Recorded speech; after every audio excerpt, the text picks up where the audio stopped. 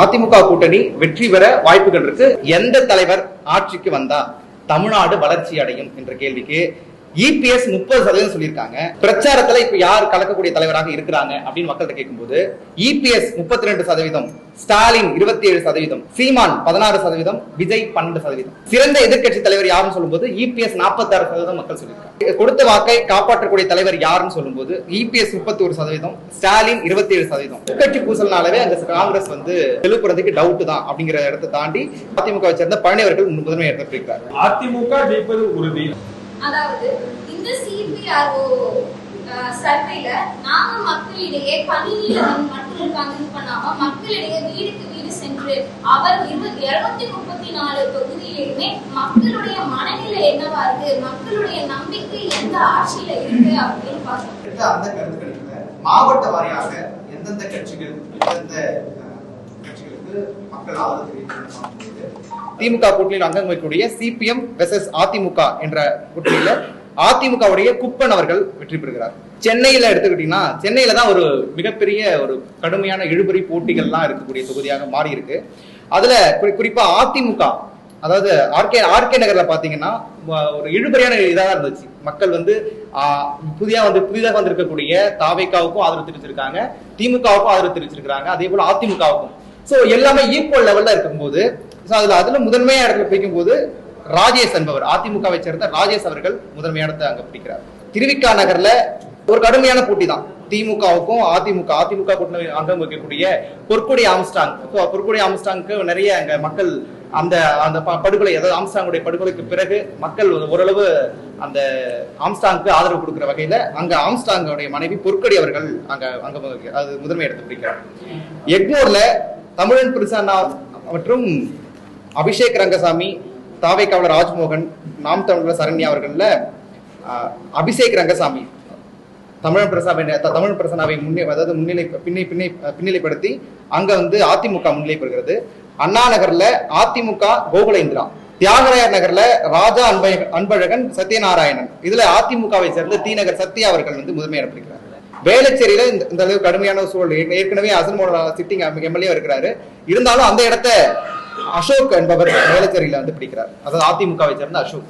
ஸ்ரீபெரும்புத்தூர்ல செல்வ பிறந்தகை, இதுல கொஞ்சம் கடினமான சூழலா தான் இருக்கு. என்ன காரணம் அப்படின்னா உட்கட்சி பூசல் நிறைய அவங்க உட்கட்சியிலே அவருக்கு எதிரான பல கருத்துகள், பல விஷயங்கள் நிறைய இந்த தேர்தல் கூட்டணி தொகுதி பங்கீடுல நிறைய விஷயங்கள் பார்த்தோம். சோ அதனால இப்போ சீட்டு பங்கீடுல கூட அதாவது பணத்தை கொடுத்துக்கலாம், அதாவது ஜோதி மன்னர்கள் கடுமையான குற்றச்சாட்டுலாம் வச்சாங்க.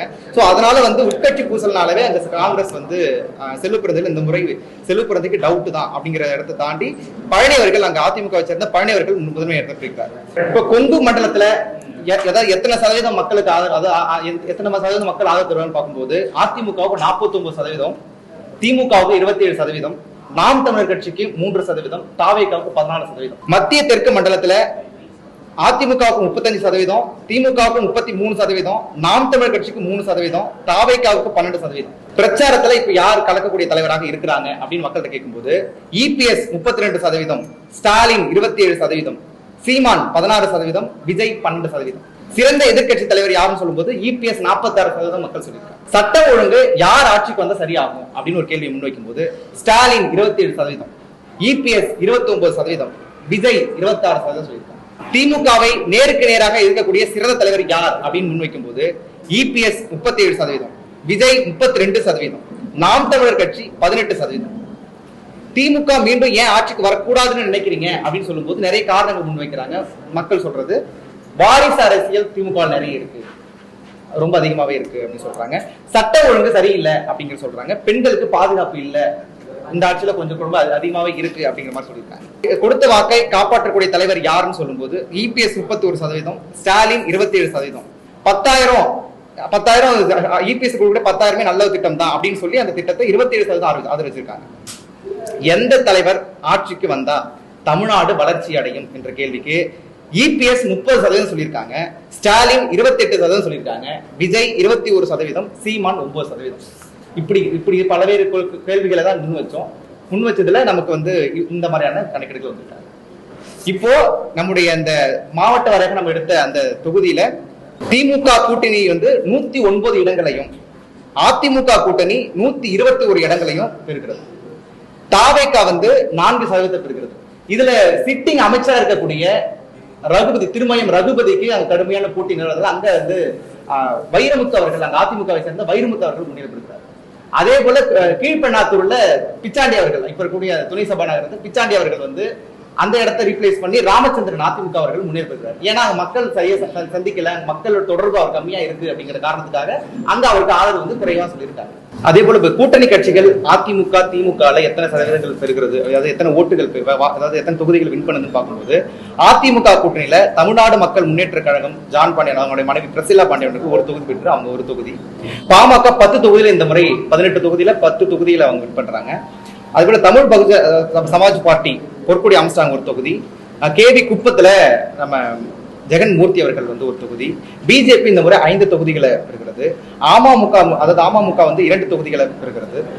சிபிஆர்ஓ இந்த நிறுவனம் சார்பாக நாங்க மக்களிடையே நேரடியாக சென்று எடுக்கப்பட்ட இந்த கருத்து கணிப்புல திமுக கூட்டணி 109 இடங்களையும், அதிமுக கூட்டணி 121 இடங்களையும், தாவேகா 4 இடங்களையும் பெற்று இதுல அதிமுக கூட்டணி வெற்றி பெற வாய்ப்புகள் இருக்கு. 5-7% வந்து மாறலாம்.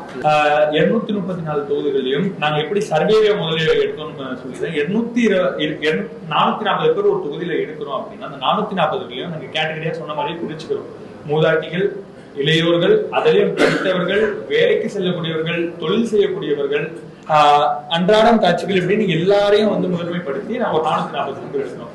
வாரியமா பிரிச்சுக்கிறோம். கிழக்கு ஒன்றியம், மேற்கு ஒன்றியம், தெற்கு ஒன்றியம். ஏன்னா ஒரே இடத்துல போய் தேங்கி நிக்காம, ஏதோ வீதிகளை நடந்து போறவங்க இருக்காம எப்படி ஓட்டு கேட்பாங்களோ அதை தாண்டி நீங்க எங்களுடைய புகைப்படங்களை பார்த்தா தெரியும், வீடு விட போய் யாருக்கு ஓட்டு போடுவீங்க அப்படின்னு கேட்டிருக்கோம்.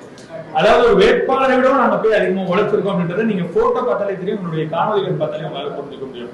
இப்படி இருக்கும் போது எங்களுக்கு கொஞ்சம் ஒரு திருப்தியா இருந்தது. இந்த ரிசல்ட் கொஞ்சம் மாறாம போல. அதுல மாறுவதற்கான காரணம் என்னன்னு அதையும் சொல்லிடுறேன்.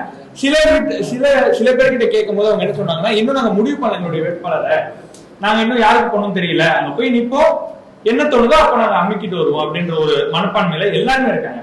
அப்போ அந்த சதவீத மக்கள் மாறக்கூடிய வாய்ப்புகள் இருக்கு. மீடியா நண்பர்களுக்கு, ஊடகங்களுக்கு தெரியும் கடைசி நேரங்களில் என்ன வேண்டுமென்றாலும் நடக்கலாம், நடந்தால் மாறுவதற்கான வாய்ப்பு இருக்கிறது.